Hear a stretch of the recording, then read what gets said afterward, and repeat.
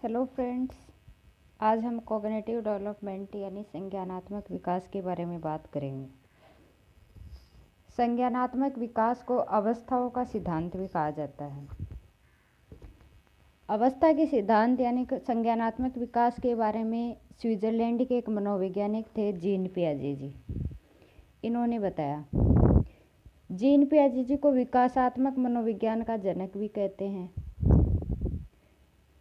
इन्होंने बताया कि जो एक बच्चे का विकास होता है वो विभिन्न अवस्थाओं से होकर गुजरता है और इनका ये भी मानना था कि बच्चे होते हैं वो अपने ज्ञान का निर्माण खुद करते हैं, इसीलिए इनको निर्मितवादी भी कहा जाता है। तो संज्ञानात्मक विकास के कुछ संप्रत्यय होते हैं, जिसमें फर्स्ट होता है अनुकूलन यानी एडेप्टेशन।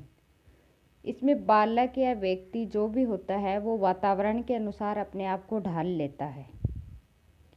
फिर इन्होंने इसी अनुकूलन के अंदर बताया संगठन, जिसमें इंक्लूड होता है स्कीमा।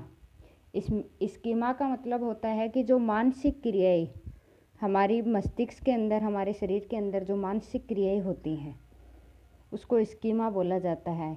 यानी माइंड सेटअप करना, हमने जो अपने दिमाग में बैठा लिया है वो मानसिक संक्रिया होती है। इस एडेप्टेशन को इसने 2 टाइप में डिवाइड किया। फर्स्ट है आत्मसातकरण यानी एसिमिलेशन। पूर्व ज्ञान को जब हम नए ज्ञान से जोड़ते हैं तो इसको आत्मसातकरण कहते हैं। दूसरा बताया समायोजन या समायोजित अकोमोडेशन। अगर हम पूर्व ज्ञान में नई जानकारी को जोड़कर उसमें कोई संशोधन कर रहे हैं या पूर्व ज्ञान के साथ नई जानकारी जोड़कर कोई तालमेल बैठा रहे हैं तो उसको समायोजन कहते हैं। फिर थर्ड बताया इन्होंने साम्य धारण या संतुलन। यानी आत्मसातकरण और समायोजन के बीच संतुलन होता है, उसको साम्य धारण कहते हैं। फोर्थ होता है असंतुलन। जब कोई बच्चा व्यक्ति आत्मसातकरण और समायोजन के बीच में संतुलन नहीं कर पाता है या सामंजस्य नहीं बैठा पाता है तो उसे असंतुलन कहते हैं। फिर इन्होंने क्या किया कि संज्ञानात्मक विकास की अवस्थाएं बताई।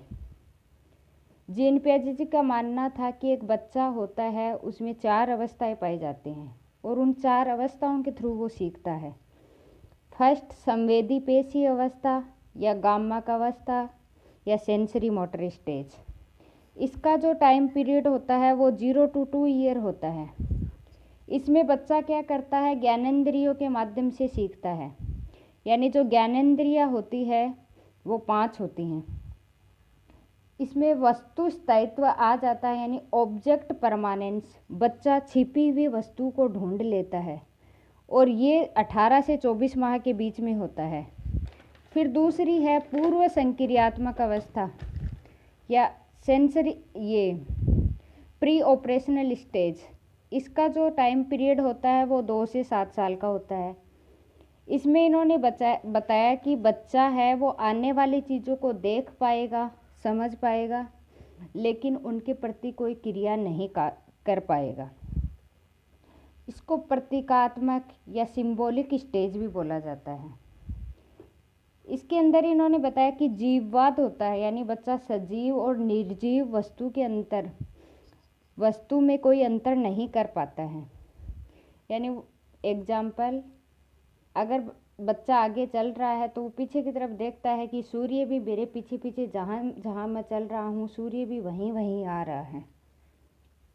दूसरा अहम केंद्रिता या ईगोसेंट्रिज्म। जब बच्चा यह सोचना शुरू कर देता है कि वह जो सोच रहा है या कर रहा है वही सब कुछ सही है।